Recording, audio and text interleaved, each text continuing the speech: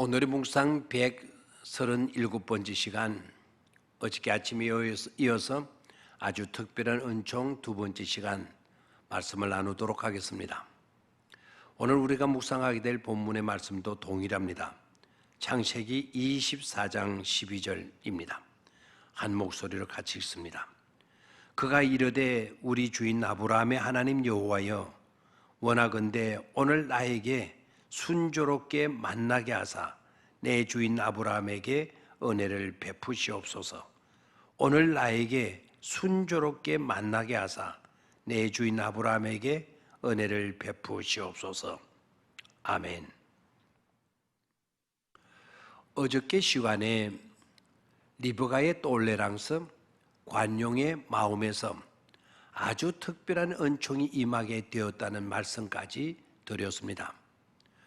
오늘도 이어서 중요한 배려와 간용에 대해 말씀을 드리겠습니다.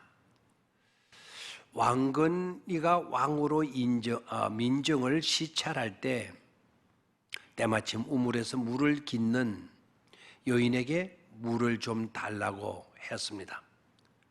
그랬을 때 물을 깃던 여인이 물을 떠다 왕건에게 드리면서 물 바가지에 수양버들 잎을 띄어드린 일로 나중 장화 왕후가 되는 이야기도 우리나라에 있는 아주 감동적인 이야기가 아닐 수 없습니다.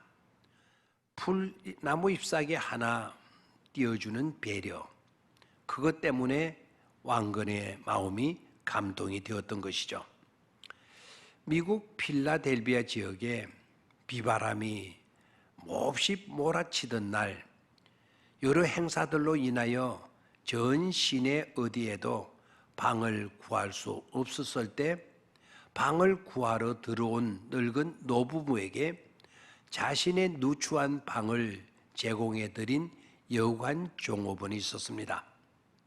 그 노부부는 그 종업원의 배려해주는 마음에 감동을 받아서 훗날 뉴욕 5번가 34번 거리에 하늘 높이 새로 지어진 1,900개의 객실을 갖춘 맘모스 호텔의 경영자가 되게 했습니다.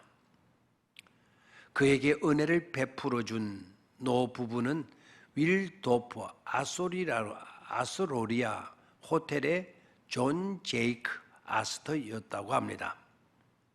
하나님의 아주 특별한 은총이 아닐 수 없습니다. 하나님은 리브가와 같이 삭막하고 살벌한 가슴이 아닌 똘레랑스에 간용하는 마음과 배려하는 마음에 아주 놀라운 은총을 베푸신 것을 잊지 말아야 하겠습니다. 복된 의식입니다. 그리고 중요한 것은 복된 의식입니다. 리브가를 통해서 발견하게 되는 중요한 또 하나의 사실은 하나님은 생각을 해도 복된 청지기 생각과 청지기 의식을 가진 사람에게 아주 특별한 은총을 베풀어 주신다는 사실입니다. 리브가를 다시 보십시오.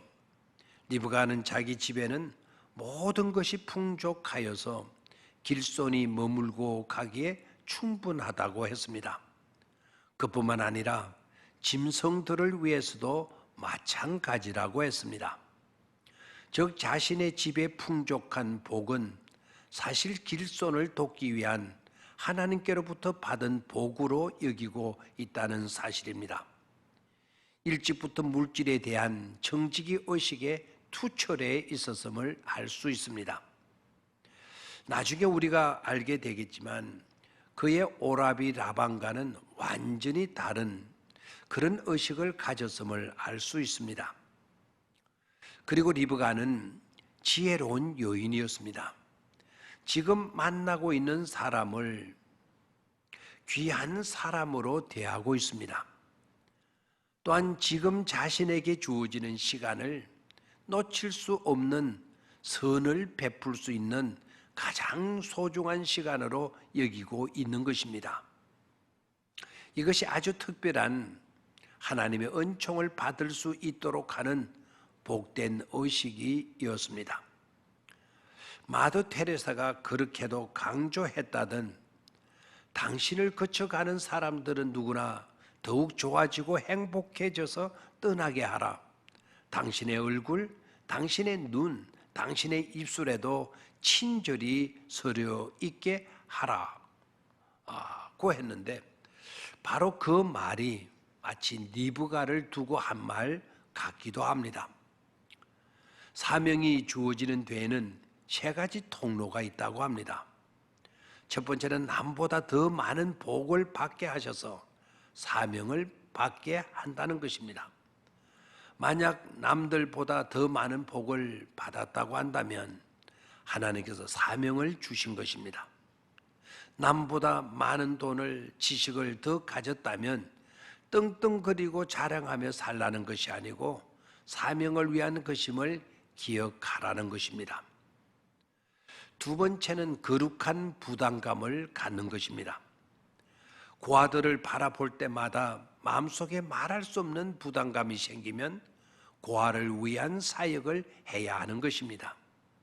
청년들을 볼 때나 어린아이들을 볼 때 그런 마음이 생기게 되면 청년 사역을 하고 어린이 사역을 하라는 사명이 주어지는 것입니다.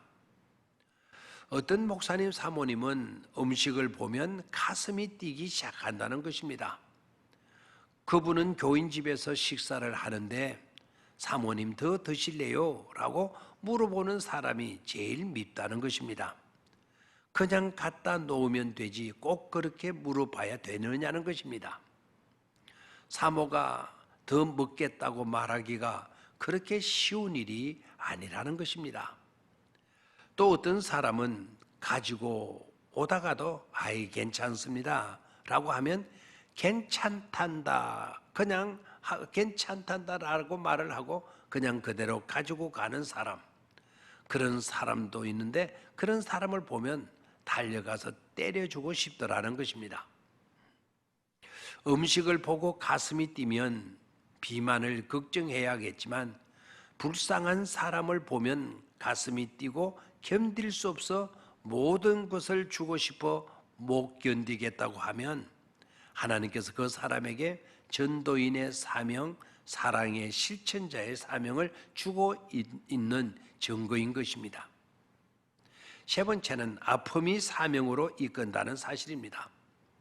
아픔을 당하면 그것은 하나님께서 쓰시겠다는 신호인 것입니다. 위로자로, 이 살벌한 세상에 정말 이웃을 위로할 수 있는 자로, 위로의 사역자로 하나님께서 쓰시겠다는 말씀입니다. 그저 아픔이 있는 것이 아니고 연단시켜 위로의 사역자로 사용하시겠다고 말씀하십니다.